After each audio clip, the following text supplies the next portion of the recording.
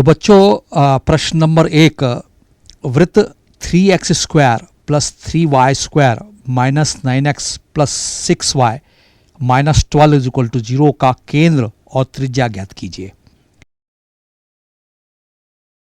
प्रश्न नंबर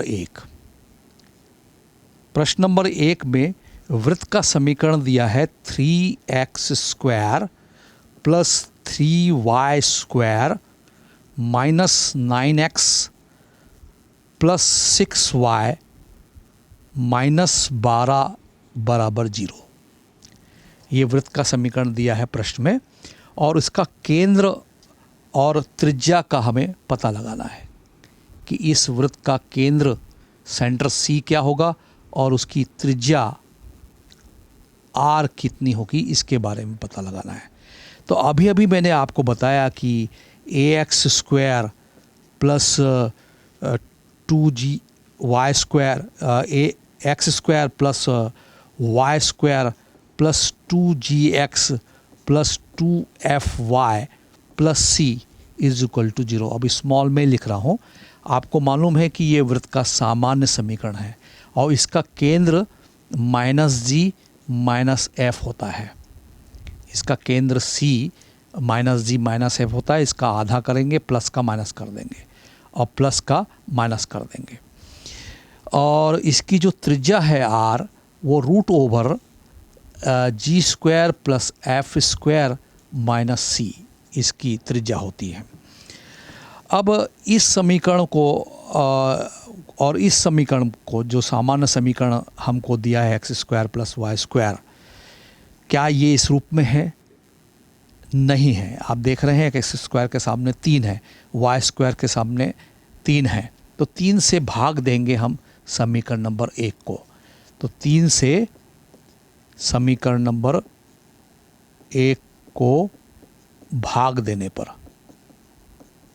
और क्यों देना पड़ रहा है आप समझ रहे हैं कि सामान्य समीकरण में x² के सामने और y² के सामने कोई भी कांस्टेंट नियतांक नहीं है देने पर।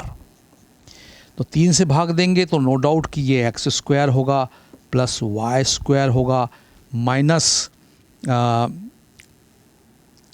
ये 9 से 3 का भाग देंगे तो 3x आएगा, 3 × 9, और 6 से भाग देंगे तो 2y, और 12 से भाग देंगे 3 × 12 बराबर 0। तो समीकरण नंबर 1 में मैंने दोनों पक्षों में 3 का भाग दिया है, तो समीकरण में कोई फ़र्क नहीं पड़ेगा। अब इसकी तुलना इससे हम कर सकते हैं। तो डायरेक्ट इस समीकरण को देखकर इस वृत्त का केंद्र हमें नज़र आ रहा है 3 का आधा 3/2, लेकिन माइनस का क्या होगा? प्लस, क्योंकि माइनस g है। ध्यान रखेंगे बच्चों कि ये माइनस रहेगा तो इसका आधा करना है और प्लस कर देना है, माइनस का प्लस हो जाएगा। और 2 का आधा 2 से भाग देंगे तो 1, लेकिन प्लस है तो -1। तो इसका केंद्र क्या हुआ?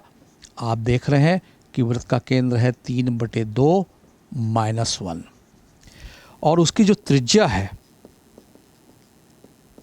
दिए गए वृत्त की त्रिज्या R बराबर वर्गमूल, ये जो नंबर आता है ये g का ही मान है, इसका वर्ग कर देंगे तो 3/2 का वर्ग क्या होगा? 9/4 प्लस -1 का स्क्वायर 1, g² प्लस f² का सूत्र का इस्तेमाल कर रहा हूँ, और माइनस c का मान क्या है? -4 है, तो माइनस c, तो माइनस सामने है, तो इसका कैलकुलेशन को हम आगे बढ़ाएंगे तो 9/4 प्लस 1 प्लस 4, और इस कैलकुलेशन को और थोड़ा सा देख लें, सिंप्लीफाइड कर ले रहे हैं।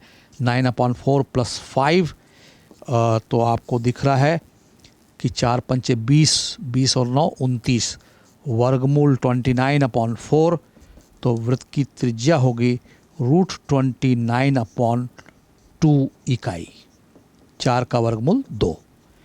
तो हमें वृत्त का केंद्र का पता लग गया और त्रिज्या का पता लग गया, यही इसका उत्तर है।